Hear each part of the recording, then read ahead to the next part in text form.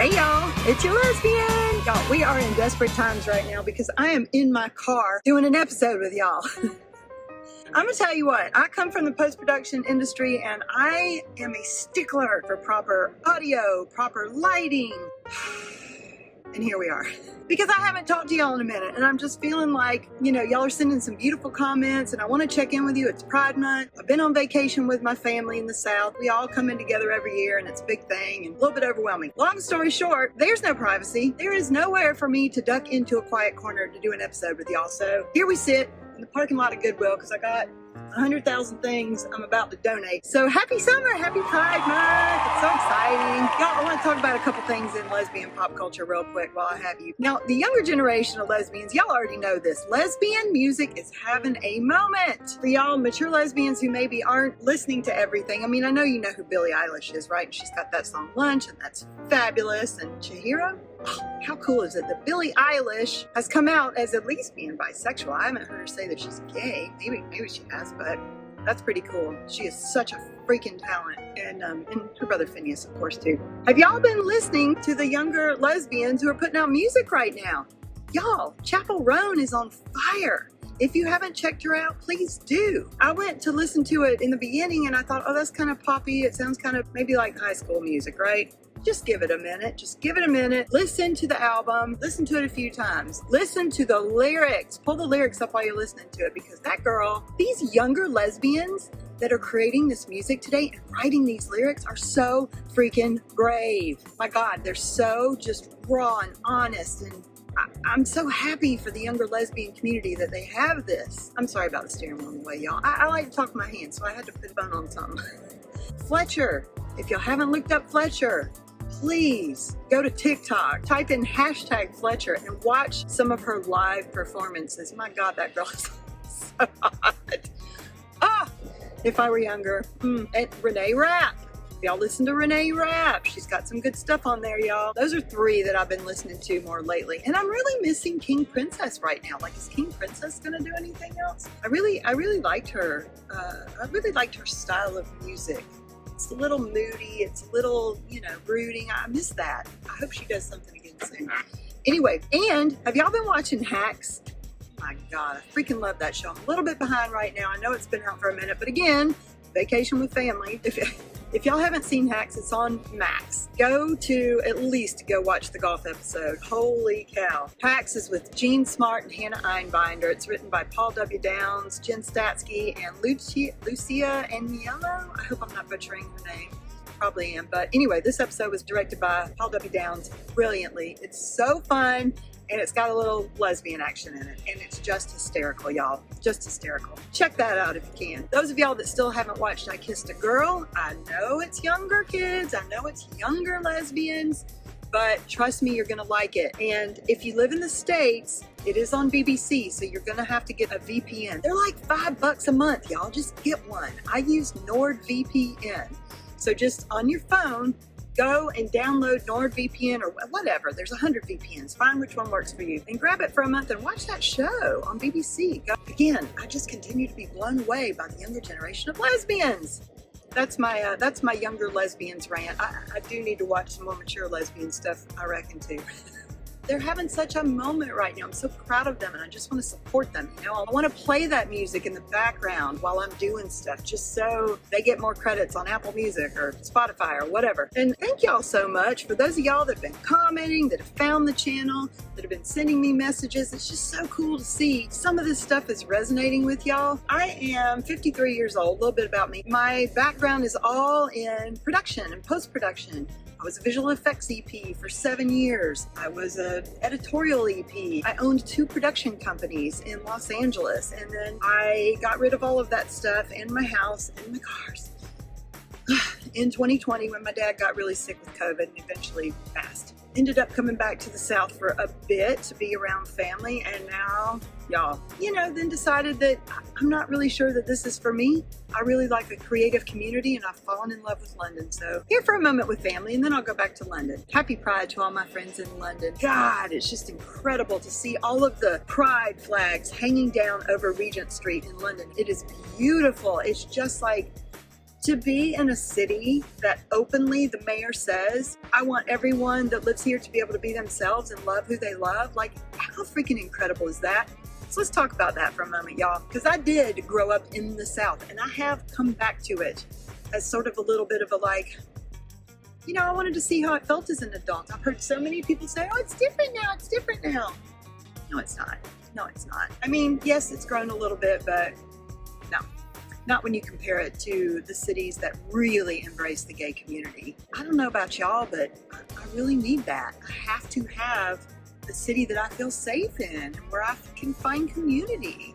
Otherwise, I just feel like I'm wasting my life. You know, I mean, I love being around my family, but my family ain't stopping what they're doing to be with me all the time and entertain me. When I came back this way, I had, during COVID, decided that I wanted to pick up a different skill like we all did, right? And I started writing. I've helped produce and shoot these stories forever. I wanted to try my hand at writing them. So I started practicing on different TV shows. I started writing spec episodes for the shows that I liked. Eventually started coming up with my own scripts. So I've got a couple of pilots. I've got a film script. All of it is out there, you know, sitting on the blacklist and all these different screenwriting competitions. So pray for your lesbian that something lands, because I'm trying, y'all. I'm trying to put more lesbian content out into the ethers because we need it. We need good, inspiring lesbian content. As we know, this little podcast came up as just something that felt like, you know, I just wanted to find more community. Like, where are y'all in the world? Well, you're telling me where you are in the comments, and I really appreciate that. It's so cool to see. If you haven't checked out my TikTok page,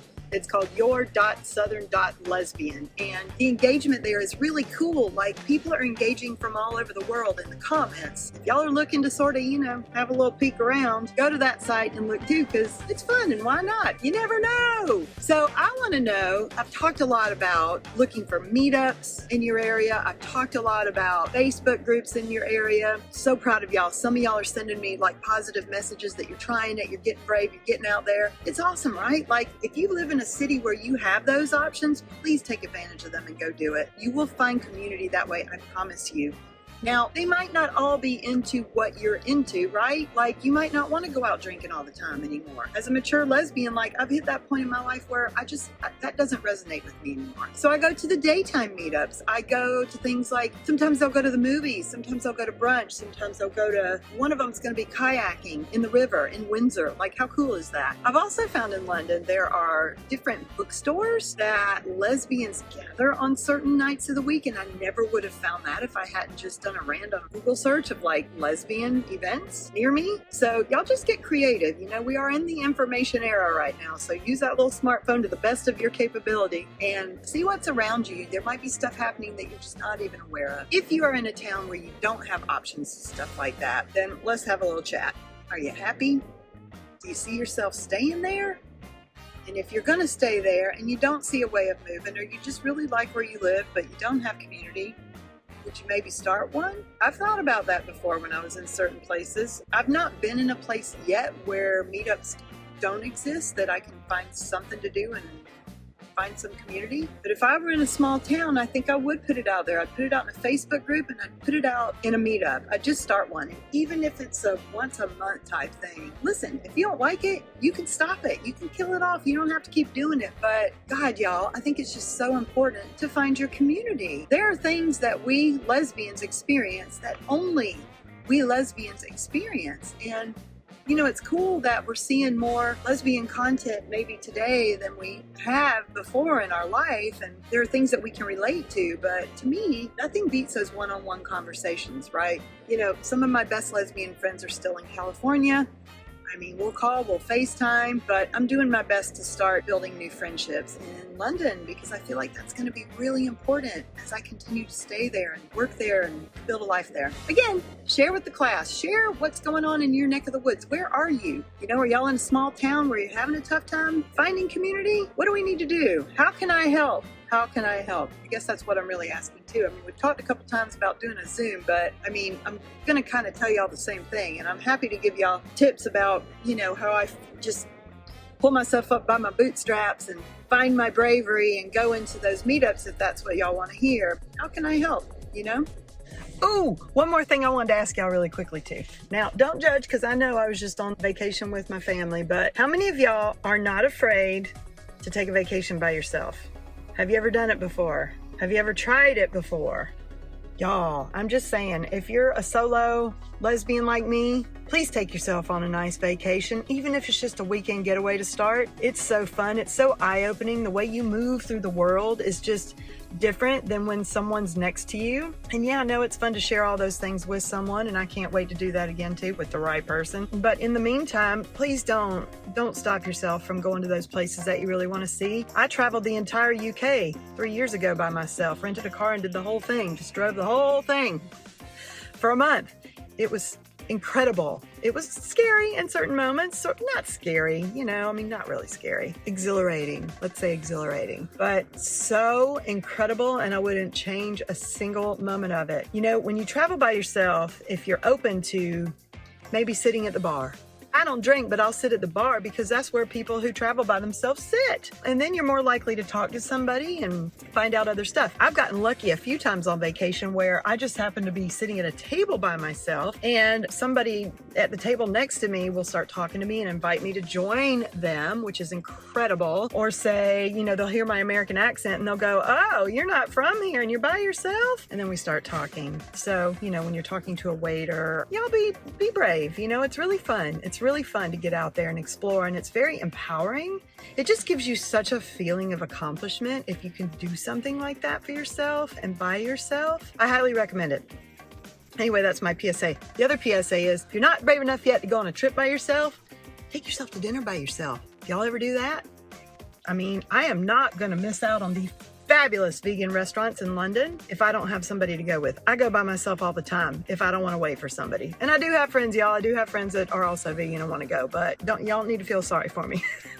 But I'm just saying, sometimes I don't want to wait for you. I got to go. So I highly recommend that as well. These are the baby steps ways. Well, maybe not traveling by yourself, but kinda. Going to dinner by yourself, going to a movie by yourself, going to just do things by yourself, go to a museum by yourself. That's super easy. It's ways that you can sort of baby step, lean into that uncomfortable feeling a little bit, because the more you get used to feeling that, the more it's not uncomfortable, the more it becomes sort of normal. And then all of a sudden you find that you're just doing all this stuff by yourself and you're not missing somebody else. You know what I mean? And then when that person comes into your life, you're adding value to them. They're not feeling like they're filling a hole in your life. Do you know what I mean? So I'm pulling for y'all. I know you can do it. Get your butts out there and be brave. As this Pride Month is coming to a close, I just want to wish everyone such a beautiful, happy Pride. And I'm so happy to have connected with all of you. You all seem like just the kindest little bright lights, and I really appreciate you. So thank you so much for following along, and I will do another episode soon. But y'all go check out those young lesbian musicians and check out, shows like Hacks that are just silly, ridiculous fun. Have a wonderful week. I'll see you next time. Bye, y'all.